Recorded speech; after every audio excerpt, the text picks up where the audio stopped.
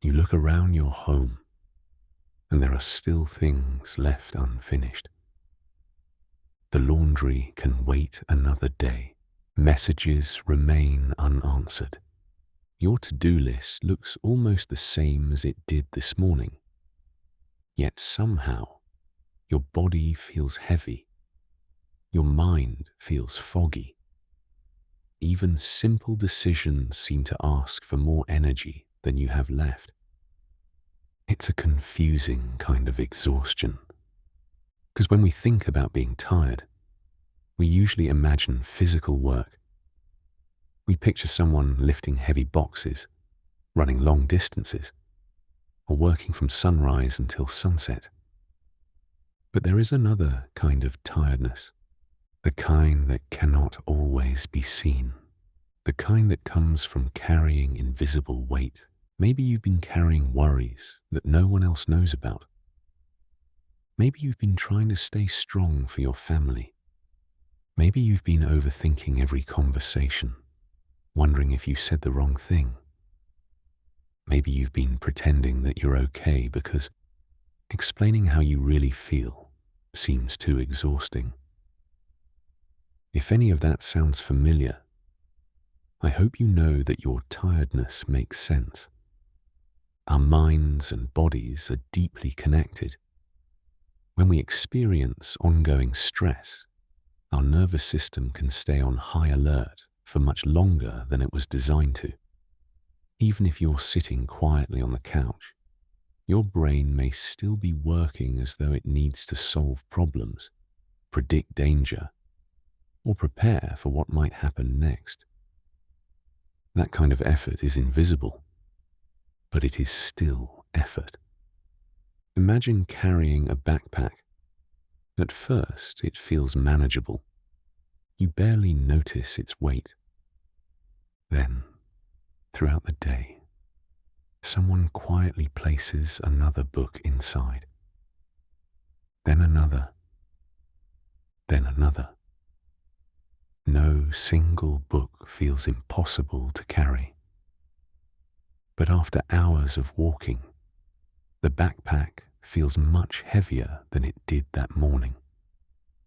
Emotional exhaustion often works the same way. Rarely does one single event drain us completely. Instead, it is the accumulation, the unfinished worries, the constant decisions, the pressure to be productive, the expectation to always reply, always perform, always keep going. Little by little, the backpack becomes heavier, and perhaps you've been carrying it for much longer than you realize. There is also something called decision fatigue. Researchers have found that every decision we make uses a small amount of mental energy.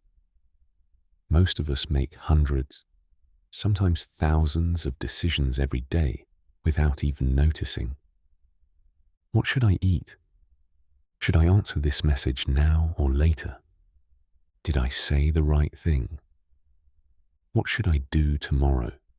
Should I keep trying? Even tiny decisions begin to add up. It's no wonder that by evening, choosing what to watch on television can suddenly feel overwhelming. Your mind has been working all day. Sometimes exhaustion is not asking for more motivation. Sometimes it is asking for fewer things to carry. I think many of us have quietly confused rest with stopping. We tell ourselves we'll rest after the work is finished, after the house is clean, after everyone else is okay, after we've finally caught up. But life has a gentle way of creating another task, another responsibility, another email, another worry. If rest only comes after everything is done, many of us will spend years waiting for permission to breathe. Perhaps rest is not something we earn. Perhaps it is something we need in order to continue. Think about your phone for a moment. No matter how advanced it is, eventually the battery begins to fade. You wouldn't become angry with it for needing to recharge. You wouldn't accuse it of being lazy. You would simply plug it in because that is how it continues working. Human beings are no different, except we often expect ourselves to keep going long after our emotional battery has been asking for care. And maybe your tiredness is not a sign that you are failing. Maybe it is a quiet message. A message that says, I've been carrying enough for today. There is wisdom in listening to that message. Not every feeling is an obstacle to overcome. Some feelings are invitations. An invitation to slow down. An invitation to speak more kindly to yourself. An invitation to recognize that surviving difficult seasons requires energy, even when nothing dramatic is happening. As this day begins to settle, I hope you can release the pressure to explain your exhaustion. You do not need to justify why you feel tired. Your experience is real, even if other people cannot see what you have been carrying. Tonight, perhaps your only job is to set the backpack down for a little while. The worries will still be there tomorrow if they truly need your attention. The unanswered questions do not have to be solved before you sleep. The world does not ask the sun to keep shining all night. Even nature understands that everything living needs periods of rest. Maybe you do too. So let your shoulders soften. Let your breathing become just a little slower. Notice the support beneath you. Notice that, for this moment, nothing more is being asked of you. You have done enough for today. You have carried enough for today. And for these next few quiet moments, you are allowed to simply exist. Sometimes that is the most healing thing we can do. Before we end our time together, there is one more thought I'd like to leave with you. It is something many of us rarely hear. Be kind to yourself. Not because you have done everything perfectly, not because you have reached every goal you hope to reach, but because you are a human being who has been doing the best they can with the energy they have. Sometimes we speak to ourselves in ways we would never speak to someone we love. We call ourselves lazy when we are exhausted. We call ourselves weak when we are overwhelmed. We become frustrated when we need rest, as though needing a pause is something to be ashamed of. But imagine for a moment that someone you care deeply about came to you and said, "I'm so tired. I don't know why I can't keep up anymore." Would you tell them to try harder? Would you remind them of everything they haven't finished? Or would you invite them to sit down for a while, make them a warm drink and simply listen? My guess is that you would choose kindness. So why should you deserve anything less? There is an interesting idea in psychology called self-compassion. Studies have found that people who respond to themselves with understanding instead of harsh criticism often cope better with stress and setbacks. Kindness does not make us complacent. It gives us the emotional safety to keep going. Perhaps your heart has been asking for that safety.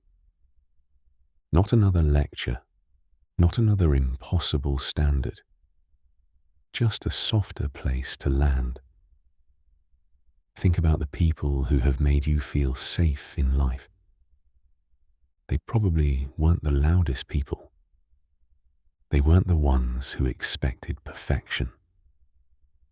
They were the ones who made you feel accepted, even on your difficult days.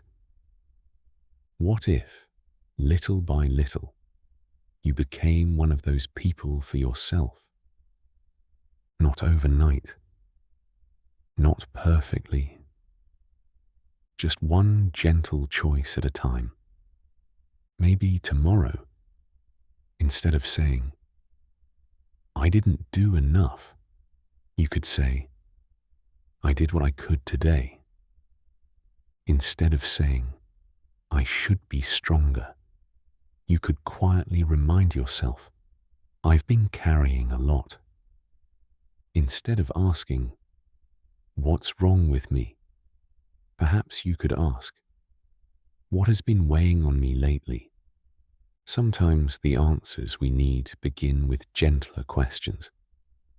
As this day comes to a close, I hope you allow yourself to let go of the pressure to earn your worth. You were never meant to measure your value by how productive you were, how quickly you healed, or how much you managed to carry without asking for help. You are already worthy of care, already worthy of rest, already worthy of compassion. So tonight, if your mind begins asking more of you, answer it with patience. If your heart feels heavy, hold it gently instead of judging it. And if all you managed to do today was make it this far, then perhaps that is enough. Because sometimes the bravest thing we do is simply continue. One quiet breath, one gentle moment, one ordinary day at a time. And wherever tomorrow leads, I hope you meet yourself there with the same kindness you so freely offer everyone else.